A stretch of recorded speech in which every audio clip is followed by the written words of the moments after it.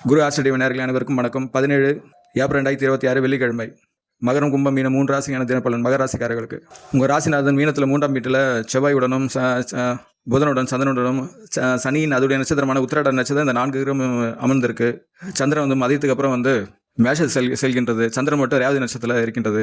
இதன் அடிப்படையில் வந்து உங்களுடைய ராசி கூட வந்து பகை கிரகங்கள் வந்து செவ்வாய் இருப்பது உங்களோட சகோதர சகோதரி உறவுல உங்களோட தைரியமான விஷயங்களில் ஒரு விதமான ஒரு வேகம் இருக்கும். அது வந்து உங்களுக்கு வந்து நெகட்டிவாக வராமல் பார்த்துக்கொள்ளுங்கள். இது வந்து உங்கள் தந்தை வழி உறவு சார்ந்த விஷயங்களை ஒரு தொடர்பு கொண்டதாக இருக்கும். தாய் வழி உறவு சார்ந்த விஷயங்களை இனிமையான பொழுதுபோக்கான ஆடம்பரமான விஷயங்கள்லாம் நடந்தேறும். அதுலேயே வந்து ஒரு விதமான ஒரு கட்ஸ் இருக்கும் உங்களுக்கு. அந்த இதுலேயே வந்து நீங்கள் தான் முன்னிலைப்படுத்தப்பட்டதாக இருப்பீங்க.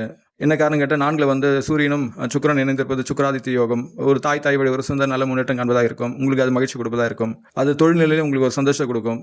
உணவு மட்டும் கவனம் வருங்க. ஏன்னா 6ல் வந்து மிதுனத்தில் வந்து குரு மறைவு. அது 12ஆம் வீட்டை வந்து தனுசை பார்ப்பது குடும்பம் சார்ந்த மங்களகரமான விஷயங்களை வந்து செலவிடுறதா இருக்கும்.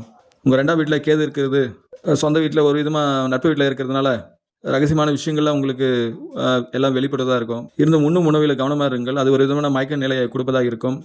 மற்றபடி உங்களுக்கு சராசரி நாள் தான். வாழ்க வளமுடன்.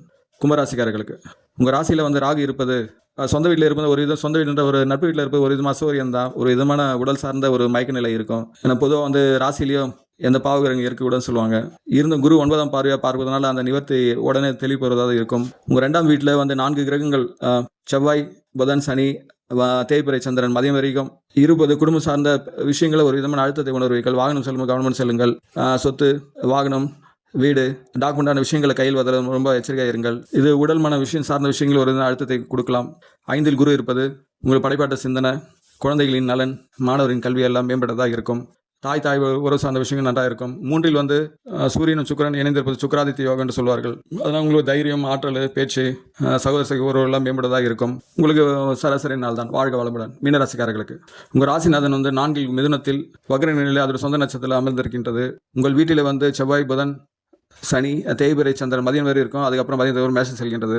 உங்களுக்குள்ள ஒரு விதமாக தைரிய ஆற்றலில் ஒரு தவிப்பு தடைகள் பிரச்சனை இருந்தால் குடும்ப சார்ந்த விஷயங்களில் ஒரு விதமான தலைமைத்துவம் கொண்டு ஆடம்பரமான விஷயங்களில் செயல்படுவதாக இருக்கும். உங்களுக்கு அது ஒரு வித மகிழ்ச்சியை கொடுப்பதாக இருக்கும். ஏன்னா சுக்கிரனும் சூரியனும் தள்ளி இருப்பது வந்து சூரியன் வந்து சுக்கிரன் அஸ்தங்கம் செய்யவில்லை. அதனால் பொழுதுபோக்கு ஆடம்பரமான விஷயங்கள் குடும்ப சார்ந்த நிகழ்வுகள்லாம் ரொம்ப பங்கேற்பதாக இருக்கும். அது மன அளவில் உங்களுக்கு மதியத்துக்கு அப்புறம் ஓரளவுக்கு நன்றாகவே மன அளவில் உணர்வதாக இருப்பீர்கள். மதியத்து வரைக்கும் பார்த்தா 4 கிரகமும் உங்கள் ராசியில் இருக்குது. ஜென்ம சனியாக இருக்கிறதுனால மனசார்ந்த குழப்பம் இருக்கும். அதுக்கப்புறம் சரியாகும். உங்களுக்கு நடுநிலை நாள் தான். வாழ்க வளமுடன்.